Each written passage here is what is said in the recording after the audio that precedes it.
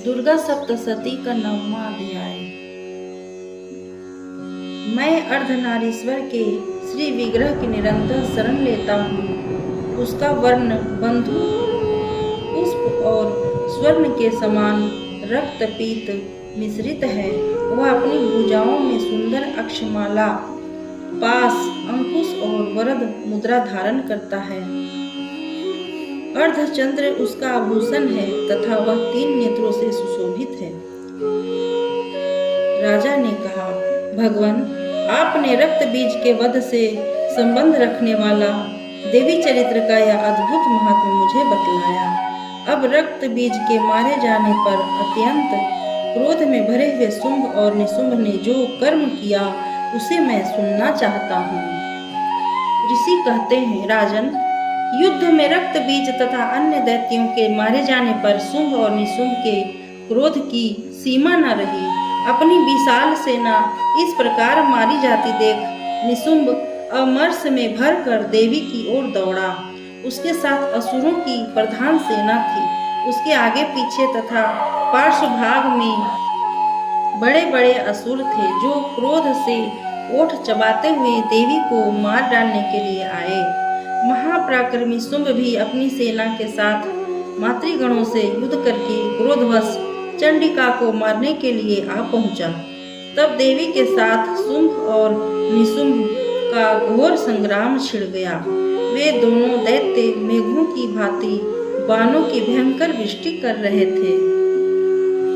उन दोनों के चलाए हुए बाणों को चंडिका ने अपने बाणों के समूह से तुरंत काट डाला और सशस्त्र समूहों की वर्षा करके उन दोनों दैत्यपतियों के अंगों में भी चोट पहुंचाई। निशुंभ ने तीखी तलवार और चमकती हुई ढाल लेकर देवी के श्रेष्ठ वाहन सिंह के मस्तक पर प्रहार किया। अपने वाहन को चोट पहुंचने पर देवी क्षुप्र नामक बाण से निशुंभ की श्रेष्ठ तलवार तुरंत ही काट डाली और उसकी ढाल को भी उसमें जिसमें 8 चांद जड़े थे खंड खंड कर दिया। ढाल और तलवार के कट जाने पर उस असुर ने शक्ति चलाई, किंतु सामने आने पर देवी ने चक्र से उसके भी 2 टुकड़े कर दिए। अब तो निशुंभ क्रोध से जल उठा और उस दानव ने देवी को मारने के लिए शूल उठाया, किंतु देवी ने समीप आने पर उसे भी मुक्के से मारकर चूर्ण कर दिया। तब उसने गदा घुमाकर चंडी के ऊपर चलाई, परंतु वह भी देवी के त्रिशूल से कटकर भस्म हो गया। तदंतर दैत्यराज निशुंभ को फरसा हाथ में लेकर आते देख देवी बाण समूहों से घायल कर धरती पर सुला दिया। उस भयंकर पराक्रमी भाई निशुंभ के धराशायी हो जाने पर शुंभ को बड़ा क्रोध हुआ और अंबिका का वध करने के लिए वह आगे बढ़ा। रथ पर बैठे बैठे ही उत्तम आयुधों से सुशोभित अपनी बड़ी बड़ी 8 अनुपम भुजाओं से समूचे आकाश को ढक कर वह अद्भुत शोभा पाने लगा। उसे आते देख देवी ने शंख बजाया और धनुष की प्रत्यंचा का भी अत्यंत दुस्सह शब्द किया। साथ ही अपने घंटे के शब्द से जो समस्त दैत्य सैनिकों का तेज नष्ट करने वाला था संपूर्ण दिशाओं को व्याप्त कर दिया। तदंतर सिंह ने भी अपनी दहाड़ से, जिसे सुनकर बड़े बड़े गज राजों का महान मद दूर हो जाता था, आकाश, पृथ्वी और 10 दिशाओं को गुंजा दिया। फिर काली ने आकाश में उछलकर अपने दोनों हाथों से पृथ्वी पर आघात किया। उससे ऐसा भयंकर शब्द हुआ जिससे पहले की सभी शब्द शांत हो गए। तत्पश्चात शिवदूती ने दैत्यों के लिए अमंगलजनक अट्टहास किया। इन शब्दों को सुनकर समस्त असुर थर्रा उठे, किंतु शुंभ को बड़ा क्रोध हुआ।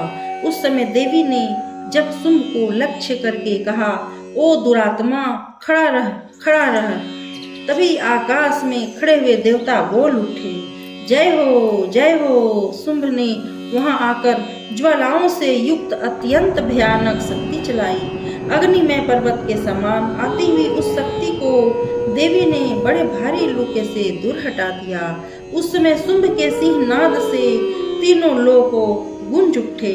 राजन, उसकी प्रतिध्वनि से वज्रपात के समान भयानक शब्द हुआ, जिसने अन्य सब शब्दों को जीत लिया।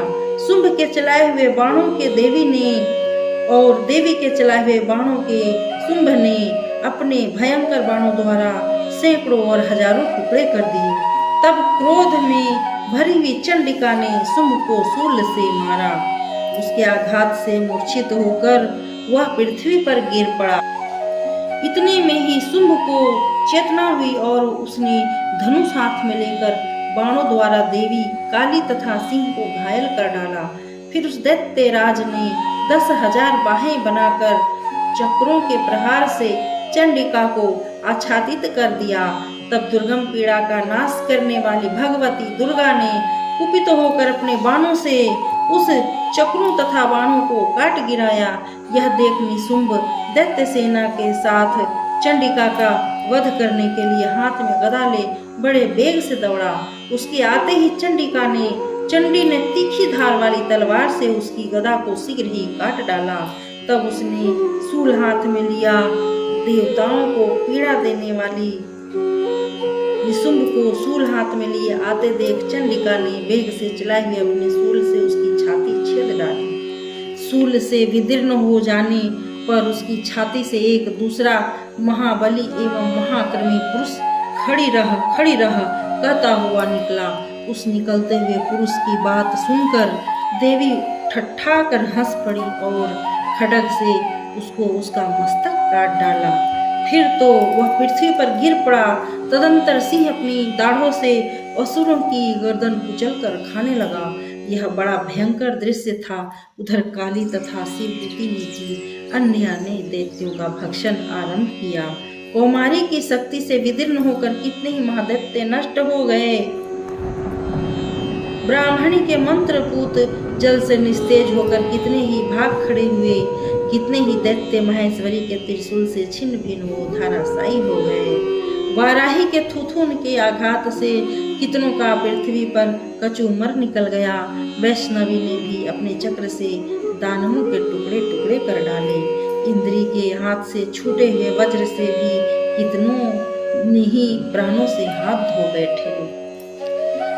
कुछ असुर नष्ट हो गए, कुछ का महायुद्ध से भाग गए तथा कितने ही काली शिवदूती तथा सिंह के ग्रास बन गए। इस प्रकार श्री मार्कंडेय पुराण में सार्वनिक मनवंतर की कथा के अंतर्गत देवी महात्म्य में निशुंभ वध नामक 9वां अध्याय पूरा हुआ। ओम।